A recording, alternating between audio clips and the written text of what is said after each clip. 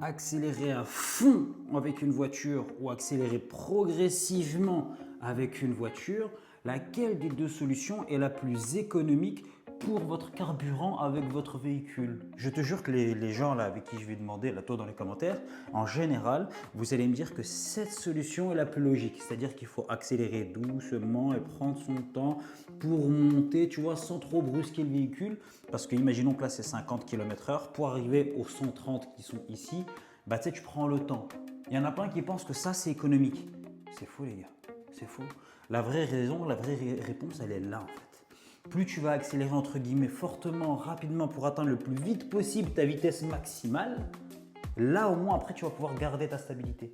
En fait notre but en gros, je vous explique, si on devait faire un graphique, ça fait ça, ça fait que si là on est à 0 km/h et que là c'est le 130, mon but c'est de faire clac et après je reste toujours à 130. En gros j'abuse, mais c'est un peu ça tu vois. Le but c'est de passer le plus vite possible à 130 et rester à 130 et maintenir. Alors là par contre, entre ici et ici, la consommation elle va être énorme parce que c'est là où on va encore en gant, on va dire à la voiture, vas-y c'est parti, nous on veut atteindre ce rythme-là. Mais une fois qu'on atteint ce rythme-là, on aura notre rythme de croisière qui va rester là et il va se stabiliser sur tout le reste de la route. Tu comprends que si tu maintiens ton accélération, bah en fait tu regardes une consommation plus élevée que la normale sur une durée plus longue et donc forcément tu vas dépenser plus d'argent. Et la France à Macron, elle est harge, je te mens pas.